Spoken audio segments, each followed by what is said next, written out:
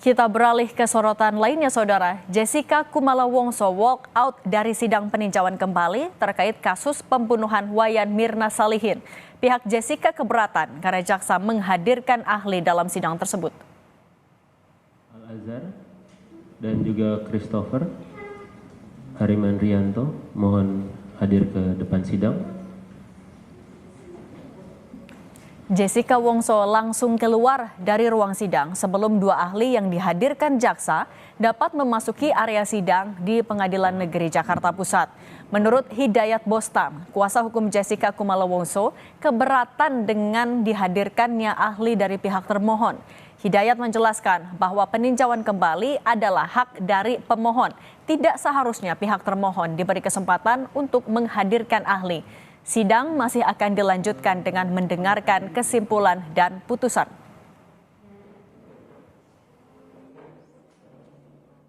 Kami keberatan kalau termohon menghadirkan ahli. Alasannya, ini ada panggungnya pemohon. Pemohon ini adalah yang mengajukan PK, ya. Jadi mempunyai mendapatkan novum. Jadi kami akan sampaikan dalam persidangan yang sudah. Namun jaksa atau termohon itu hanya menanggapi atau keberatan, ya kan?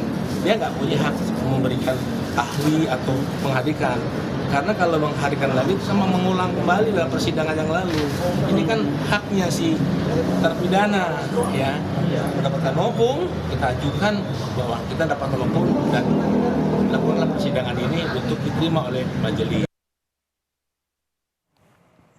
Jaksa penuntut umum menghadirkan ahli forensik digital Muhammad Nur Al-Azhar dalam sidang peninjauan kembali Jessica Kumala Wongso terkait kasus pembunuhan Wayan Mirna Salihin. Ia mengatakan bukti baru, novum, atau video yang diputar dalam sidang PK yang dibawa Jessica ialah rekaman CCTV yang disebutkan ayah Mirna Darmawan Salihin dalam sebuah wawancara di acara stasiun TV swasta. Bukti baru itu berupa rekaman CCTV Channel 9 atau kamera 9 di Cafe Olivier dan sudah pernah ditampilkan dalam sidang sebelumnya. Dan itu sudah pernah ditampilkan di persidangan Agustus 2016 karena di persidangan itu kita menampilkan 8 channel CCTV. Jadi salah satunya channel 9 yang menunjukkan bahwasannya dari belakang. Jadi dari belakang meja.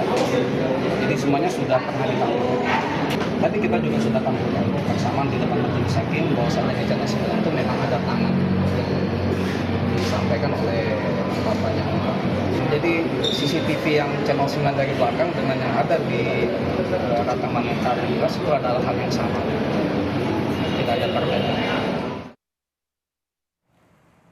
Soal novum dalam sidang PK Jessica Wongso kita bahas bersama Jamin Ginting, pakar hukum pidana Universitas Pelita Harapan. Prof Jamin, apa kabar? Selamat petang. Prof Jamin.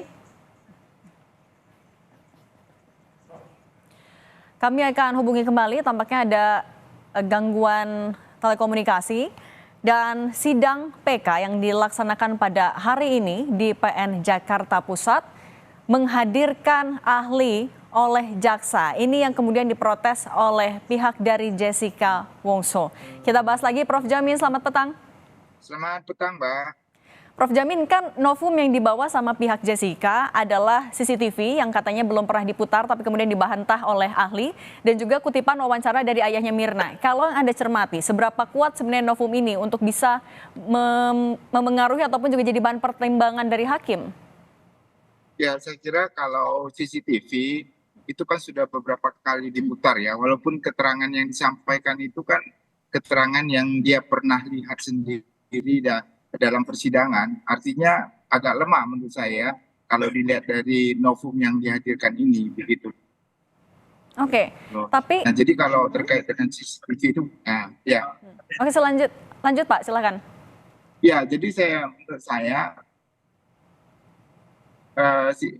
keterangan itu kan keterangan yang nggak bisa dibuktikan langsung kalau ayahnya Mirna ya. Harusnya ayah Mirna yang dia hadir, bukan hasil dari CCTV. Oke, harusnya ayahnya Mirna yang dihadirkan langsung. Artinya kalau menurut Prof. Jamin belum begitu kuat novumnya kalau hanya dari video? Ya benar, jadi harusnya ayah Mirna yang dihadirkan untuk menerangkan dia sebagai orang yang disumpah ya menemukan itu dan dia menerangkan. Kalau cuma hasil video aja itu kelihatannya mungkin ya menurut saya dalam sisi pembuktian di pengadilan terkait dengan PK secara adalah bukti baru dan sangat menentukan ya kalau ada waktu itu kan setelah kejadian artinya bukan pada sebelum diputus ya.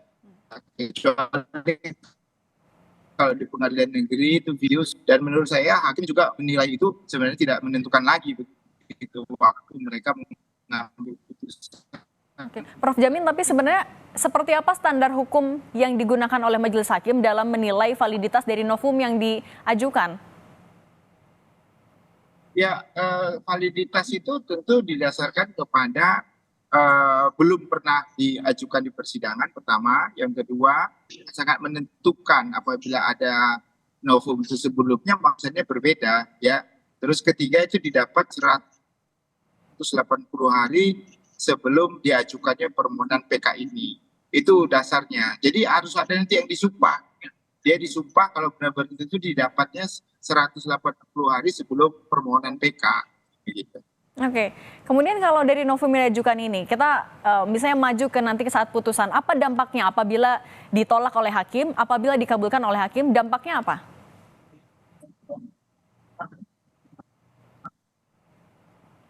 Ya sebenarnya yang penting bagi pemulihan nama baiknya begitu loh dan rehabilitasi. Kalau sampai nanti diputuskan dimenangkan, dia bisa menggugat ganti rugi kan begitu kepada pemerintah ya. Memang ada batasannya ya, memang ada batasannya. Tapi kalau dia kalah ya putusannya masih sama, artinya dia bebas.